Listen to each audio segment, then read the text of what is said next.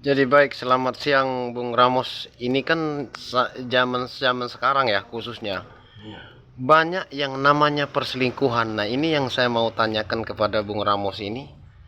Ini kenapa adanya perselingkuhan dan tipe-tipe perempuan atau laki-laki seperti apa kok bisa selingkuh sedangkan dia sudah punya suami, sudah punya istri? Boleh dijawab sedikit? Nah, kenapa ada perselingkuhan? Ya, kenapa ada perselingkuhan? Pertama, itu menurut saya yang pertama itu karena ketidakpuasan, ketidakpuasan dalam hubungan seksual. Mungkin di saat di kasur, hubungan di kasur itu salah satunya kurang puas. Disitulah mungkin di luar itu dia, kalau di luar dari rumah itu dia suka mencari-cari celah supaya kalau bisa ada yang dia kena jerat supaya dia memiliki kepuasan dalam dirinya. Yang kedua itu ada pertengkaran. Di dalam pertengkaran itu bisa menimbulkan bertengkaran, itu menimbulkan perselingkuhan. Karena dia rasa dia tidak nyaman dalam hubungannya dia di rumah tangganya dia. Waktu dia keluar, mungkin di luar itu dia bertemu dengan orang-orang yang ngobrol sama dia. Oh, dia rasa itu gaya tarik dengan orang itu, dan orang itu juga punya gaya tarik dengan dia. Sudah, ketemulah dia. Nah, itu seperti kimia. Kimia itu dia itu senyawa dengan senyawa bertemunya itu ya sudah bernyawa-nyawa. Nah, jadi dari situ kita harus menghindar hal-hal seperti itu. Dan tipe-tipe orang yang selingkuh itu seperti ini. Jadi kalau kamu lihat tipe-tipe orang selingkuh, itu kalau di rumah itu dia kayak ayam penyakitan. Tapi kalau di luar itu kepalanya dan pantatnya itu seperti burung gereja. Itu untuk perempuan atau laki-laki? Itu perempuan dan laki-laki. Dan itu harus jaga. Kalau kamu lihat itu perempuan itu atau laki-laki itu di luar itu kepalanya, matanya kayak burung beo, pokoknya lirik sana lirik sini kayak burung gereja juga. Nah, lehernya panjang kayak burung ini angsa. Nah, baru matanya melotot, suka melotot kayak toke, terus apalagi suka, pokoknya kepalanya dan pantatnya suka lirik-lirik kayak burung gereja. Itu hati-hati. Itu hati-hati.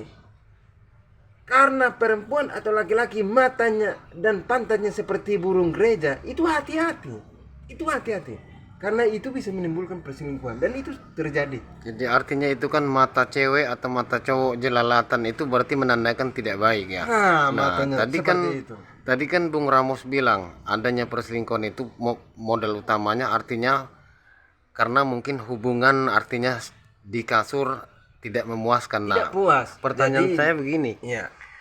bagaimana yang sudah artinya memang betul-betul mereka merasa puas di hubungan suami istri di rumah, di kasur, tapi kok masih bisa melakukan hal seperti itu? Contohnya dia sudah punya anak dua atau tiga, kok masih bisa melakukan hal seperti itu? Nah, ini apa? Di mana kesalahan seperti ini?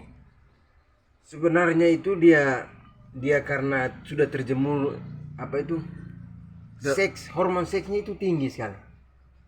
Kalau menurut saya itu hormon seksnya tinggi sana. Dia, menurut saya itu dia punya kelainan seks. Kelainan ya. Dia punya kelainan seks. Tapi kadangkala saya mengutip dari teman-teman, kadangkala faktor selingkuh itu katanya ekonomi, ada juga artinya bermacam-macam. Apakah memang benar itu menurut Bung Ramos? Kalau Bagaimana itu? kalau rata-rata biasanya kalau orang menyayang, saling mencintai, saling menyayangi, itu biarpun tidak ada makanan, biarpun tidak ada sayur, garam pun jadi. Lalapannya hanya garam aja, nasi sama garam itu sudah jadi. Nah, tapi yang saya lihat zaman sekarang itu karena mungkin dia lihat zaman, zaman. Nah, jadi mungkin dia lihat mungkin ada suaminya di rumah kurang sisir rambut. Dia lihat di sana orang di sana pakai minyak rapi-rapi rambutnya, mengkilat, pakaiannya rapi. Nah, Jadi agak sedikit terpengaruh di dalam hidupnya ya. dia terpengaruh. Dia terpengaruh. Sebenarnya itu buat saya itu karena dia kurang mendekatkan dirinya kepada Tuhan. dia kurang mendekatkan dirinya kepada Tuhan. Karena di dunia ini banyak saja cobaan. Banyak sekali cobaan. Nah, dengan cobaan, supaya kamu melewati cobaan itu, dekatkanlah diri Anda kepada Tuhan. Dekatkanlah diri. Berdoa, minta kepada Tuhan. Saya ini bukan pendeta. Cuman masukan dari saya itu, kita harus betul-betul memegang erat apapun agama kita. Kita berdoa. Pasti Tuhan mendengar keluhan kita itu, Tuhan mendengar. Dan kalau namanya rumah tangga, kalau bisa jangan ada konflik. Konflik itu kalau ada konflik cepat diselesaikan. Karena setan masuk itu cepat. Setan itu seperti pihak kedua, ketiga, bahaya. Lalu apa dampaknya kalau selingkuh itu? Apa yang artinya kalau orang selingkuh itu tujuannya apa sih sebenarnya?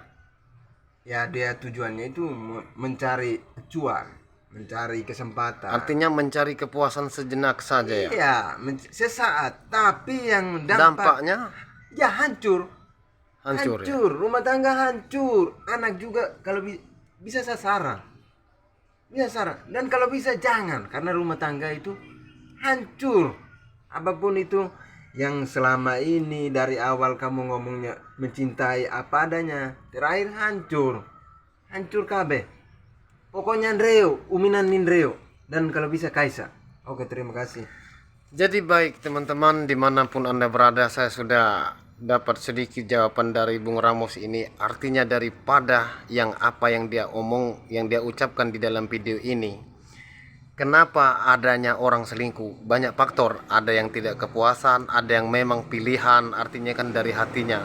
Tetapi saya berharap untuk teman-teman di luar sana, ya itulah tadi yang Bung Ramos katakan, jika kamu tidak mau artinya hidup selalu berdosa, kuncinya hanya satu, dekatkan diri kepada Tuhan. Karena kenapa dia katakan demikian? Karena Tuhan itu kan pencipta, Tuhan yang mengetahui segala dari hati dan pemikiran kita.